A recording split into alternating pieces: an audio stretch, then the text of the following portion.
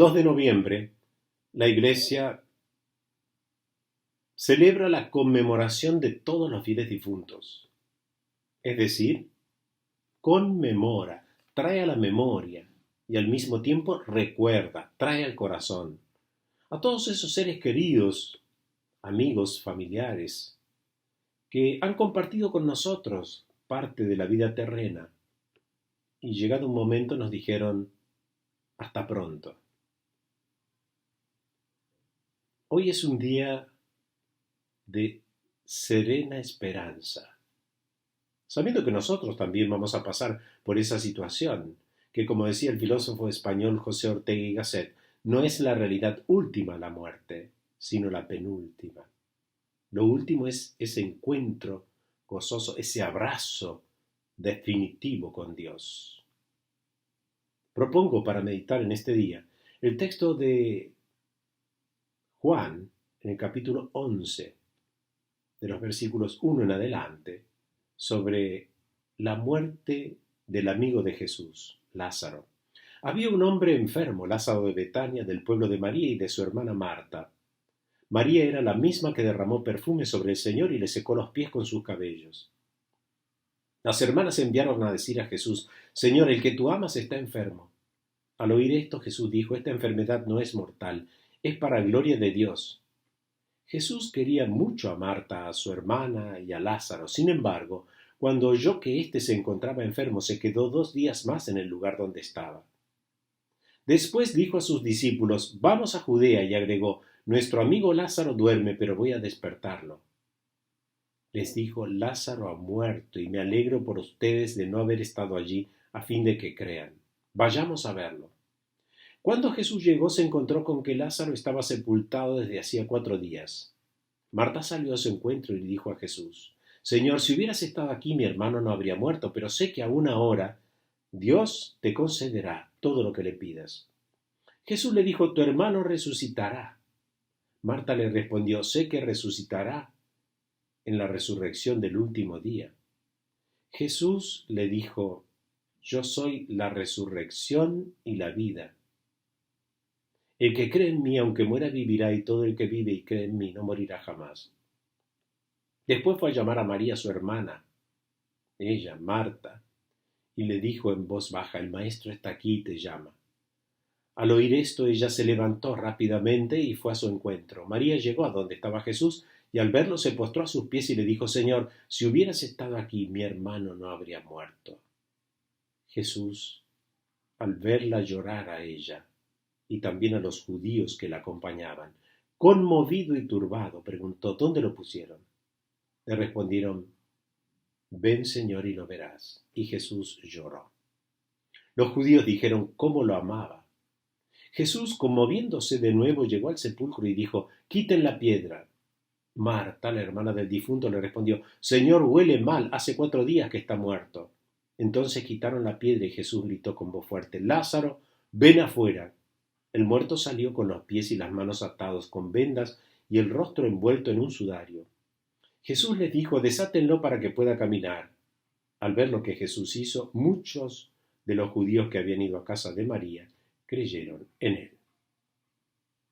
Al inicio del 4.º evangelio, Juan define a Jesús como luz y vida. El relato de la curación del ciego de nacimiento es la dramatización del tema Jesús luz, y el de hoy es la dramatización del binomio Jesús vida. Nos cura también a nosotros los ojos para ver una realidad que no es la última, vuelvo a insistir, sino la penúltima. Su nombre es la hermana muerte, como dirá San Francisco de Asís. Mirar a los ojos a la muerte y escrutar su misterio es necesario para vivir, ya que es vislumbrar la meta para aclarar la vida. Ya había advertido el Maestro: llegará la hora en que los que estén en los sepulcros oirán mi voz y saldrán de ellos. Y aquí que Lázaro escuchará la voz de Jesús y volverá a vivir. En tantos países del mundo la muerte era considerada tabú porque era pensada como obscena. En este contexto de pandemia, se la descubre como un obstáculo frente a la mirada de todos y ella nos arroja sus cifras, las cifras de la muerte. Hasta hoy, más de 45 millones de casos de COVID-19 y más de 1.100.000 muertos en el mundo a raíz de este virus. No pocos sacerdotes han debido celebrar funerales desoladores con solo 2 o 3, no más miembros de la familia. Me comentaba un sacerdote de Milán que una mujer anciana se detuvo frente a él en el cementerio para saludarlo y decirle que estaba yendo a la tumba de su esposo muerto el día anterior. Lo iba a saludar luego que había pasado un mes desde la última vez que lo pudo hacer, ya que no había podido estar cerca de él en el hospital porque había sido aislado al ser portador de coronavirus. Leí que alguien escribió que delante a la puerta de la muerte todos se detienen. Premios Nobel, personas poco instruidas, científicos ignorantes, honestos, delincuentes, reyes, reinas, campesinos, políticos, guerreros, obreros. No hay fast track o lounge VIP para esperar el vuelo. Delante de esa puerta terminan todas las palabras, las mentiras y las ilusiones, las controversias, las estadísticas, las filosofías, las ideologías. Dinero, poder, imperios, armas, culturas, economías, todo delante de esa puerta es como una montaña de residuos que se marchitarán rápidamente. La puerta de la muerte no tiene cerradura ni picaporte. Cuando se cierra, ya no se puede abrir. El signo de hoy de este evangelio sucede en Betania, que significa casa del pobre. Ante la muerte, todos demostramos nuestra indigencia. Todos somos pobrísimos. Ante su puerta, más aún, todos somos mendigos. El hombre que está allí, enfermo, se llama Lázaro. Este nombre es la forma abreviada de Eleazar, que significa Dios ayuda. Y como vemos al final del Evangelio, es lo que experimenta este pobre amigo de Jesús. De él no conocemos nada de su vida, tan solo que era amigo de Jesús. Esta es su identidad. Aquel a quien Jesús amaba mucho. Lázaro es el único curado de modo extraordinario que aparece con su nombre explícito en el cuarto Evangelio. 3 veces se dice en el texto que era el amigo de Jesús. Cuando Jesús llegó, encontró que Lázaro ya llevaba 4 días en el sepulcro. En el mundo oriental de esa época se consideraba que luego de 3 días la muerte era definitiva, ya que al cuarto comenzaba la descomposición. El amigo de Jesús se encuentra sepultado. Sepulcro en griego se expresa con el término nemeion, que tiene la misma raíz que memoria y muerte, como así también de meros, herencia, y moira, suerte. El hombre, aunque se crea todopoderoso, debiera saber que es polvo y al polvo volverá. De la tierra viene y a ella regresará. La tierra es memoria de muerte. Esta vuelve a poner en su lugar las normas y criterios de la vida y nos remite a aquello para lo que hemos de vivir, proporcionándonos libertad.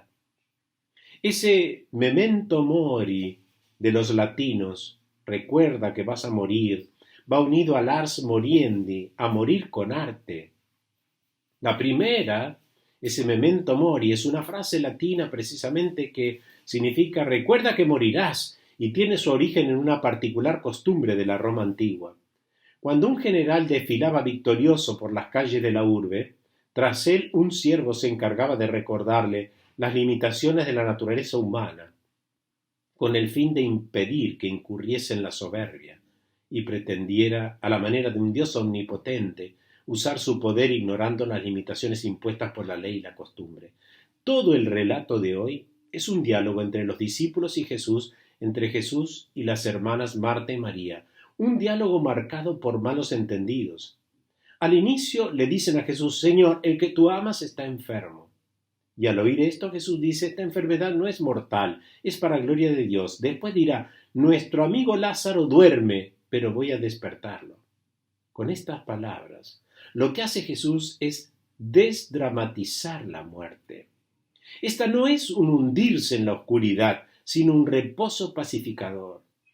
Para el maestro es un sueño, mientras que para los discípulos es el fin de todo. ¿Quién tiene razón? La palabra cementerio significa dormitorio. Jesús ha venido a cambiar el concepto de vida y el de muerte también. Marta y María, cuando se enteran de que Jesús está llegando, asumen dos actitudes distintas. Marta corre a su encuentro, mientras que María permanecía sentada en casa llorando. En ellas dos, ¿qué hay? Decepción. Es iluminador en este sentido el diálogo de Jesús con Marta, que nos muestra la pedagogía hacia la fe. Señor, si hubieras estado aquí, mi hermano no habría muerto. Son palabras de amargura que suenan a reproche, e intenta pedir un milagro a la vez que perdonar el retraso de Jesús por no haber llegado a tiempo. Y le dice, pero yo sé que aún ahora Dios te concederá todo lo que le pidas. Marta quizá, más que un milagro, simplemente quiere creer en Jesús. Y Él le ayuda a dar figura y forma a esta fe. Y le dice, tu hermano resucitará. Y Marta responde con una frase que aparece más como resignación que acto de fe. Sé que resucitará en la resurrección del último día. Yo sé, dice Marta. Su fe está hecha de conocimientos, quizá de estudio y profundización de verdades religiosas, pero cuando Jesús querrá mover la piedra del sepulcro, Marta intentará detenerlo porque el cadáver despide mal olor.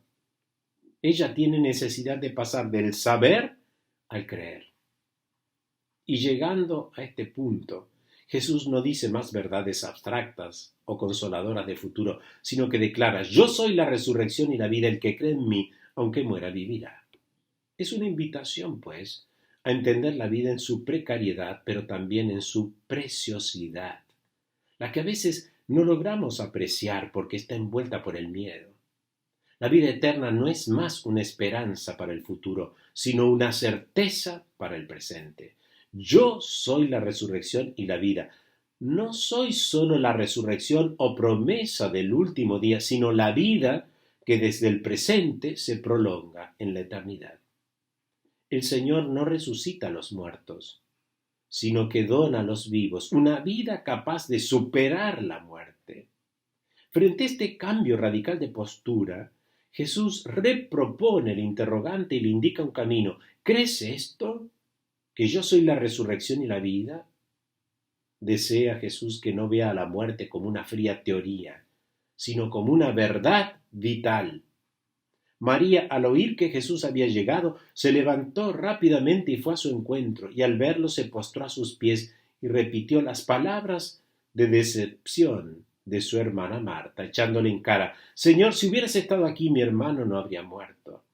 Ante una situación decepcionante, podemos asumir dos actitudes, como la de Marta, corriendo al encuentro de Jesús para pedir una respuesta frente a la muerte, o como la de María, quedándose sentada en su casa llorando y lamentándose, si bien luego se levanta y le pide explicaciones a Jesús, pero con las mismas palabras de Marta, Señor, si hubieras estado aquí, mi hermano no habría muerto.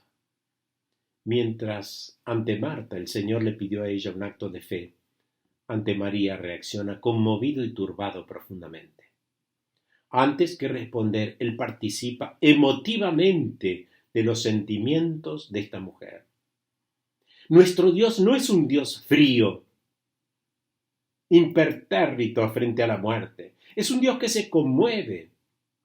Conmovido significa literalmente padecer junto a. Se conmovió y se turbó, que indica indignación, casi rabia, temblor dentro de sí contra el poder de la muerte y contra el mal del hombre. Nuestro mal y nuestro dolor a Jesús lo turban profundamente e indignan notablemente. Y ahora sucede algo que a mí personalmente siempre me impresionó. Jesús lloró frente al sepulcro del amigo. El verbo griego empleado aquí, edácriten, se refiere a un llanto marcado con lágrimas, pero sin sonido alguno. Es un llanto silencioso. Es la única vez que ese verbo aparece en el Evangelio de Juan y en todo el Nuevo Testamento. Es que las lágrimas de Jesús tienen una nota de serenidad. Sus lágrimas no son impotencia de dolor, sino poder del amor. Es el llanto de Dios por el mal del hombre que ama. Dios se solidariza con el dolor, pero no con la desesperación. Frente a la muerte es imposible alguna acción, solo queda esta reacción. Sin el pecado la muerte no estaría envenenada. Nuestro fin sería encontrarnos con nuestro principio, pero el pecado ha hecho que rechacemos nuestro principio y confundamos nuestro fin. Nos hizo huir de él y nos ha encerrado en sí mismos ese pecado en el intento desesperado de salvarnos. La gente, ¿qué decía? La gente exclamaba, ¿cómo lo amaba? Al verlo a Jesús llorar. El llanto de Jesús es su declaración de amor hacia toda criatura. En ese gesto se revela el corazón de Dios, se revela el corazón de un Dios que se conmueve y se turba frente al dolor por la muerte de un ser amado. Y el texto concluye así: Lázaro, ven afuera.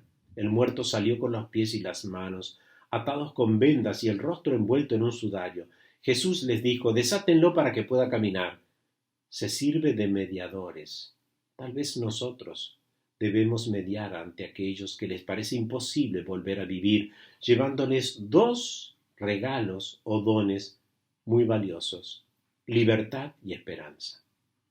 Al ver lo que hizo Jesús, muchos de los judíos que habían ido a casa de María creyeron en él.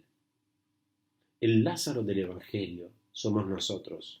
Sos vos, soy yo. Nos dice a cada uno de nosotros en medio de esta sombra que estamos viviendo, como en un sepulcro sin poder salir: saca tu espíritu afuera. No permanezcas encerrado por la angustia desesperante. Yo te puedo sacar la piedra de encima, pero eres tú quien debe tener el coraje de salir y afrontar con valentía la realidad. Jesús enseña una nueva perspectiva, la teologal. Mirar la realidad desde Dios, no desde nuestra miopía, cataratas, esa opacidad del cristalino, del ojo, dejando que se opaquen los ojos cristalinos de la fe genuina, o estrabismo espiritual. Lázaro, tienes que liberarte de los nudos que te atan, sobre todo los del miedo. Jesús es un rabí que abre senderos de futuro en el alma de quien cree en él. La nuestra no es una vida para la muerte, como proponía el filósofo existencialista alemán Martin Heidegger, sino una muerte para la vida, haciendo que la vida pase de ser insensata a significante. El Maestro Divino nos dice hoy: desátate, quítate las vendas y lienzos plegados de una vida oscura y déjalos en la tumba. Esos lienzos han sido empapados por las lágrimas de Jesús como el agua que salta hasta la vida eterna, tal como le dijo a la samaritana. Presentemos ante Dios los lienzos que nos han atado a esos seres queridos que hemos amado y que ya no están a nuestro lado, para que además de nuestras lágrimas, Él los empape con su llanto redentor. Hoy nos dice: desátate y libérate de tu modo de pensar la muerte, para que así puedas reconciliarte con la vida. Si el nombre de Dios es amor, al devolverle la vida a Lázaro descubrimos que su nombre es también resurrección. Es que amar es resucitar, lo decía el filósofo Gabriel Marcel. Amar significa decirle al otro: tú no morirás jamás. San Gregorio Nacianceno exclamaba: Señor Jesús, en tu palabra 3 muertos han vuelto a la vida: la hija de Jairo, el hijo de la viuda de Naín y Lázaro. Haz que yo sea el cuarto.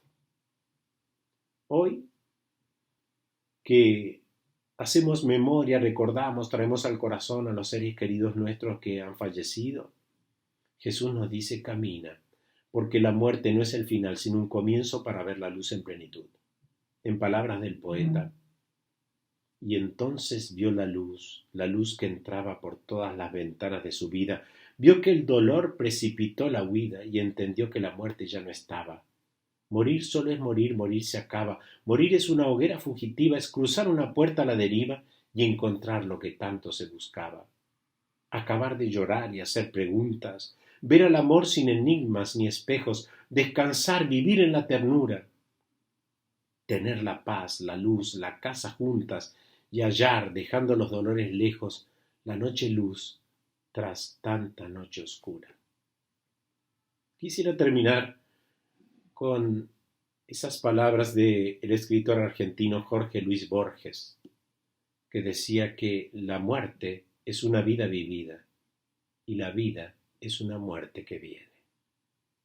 Que cuando llegue la muerte nos encuentre con los ojos abiertos y el corazón arriba, porque la vida es una muerte que viene, pero que cuando venga nos encuentre con esa disposición del corazón y del alma, para ese encuentro y ese abrazo eterno, que se llama vida sin fin, vida eterna.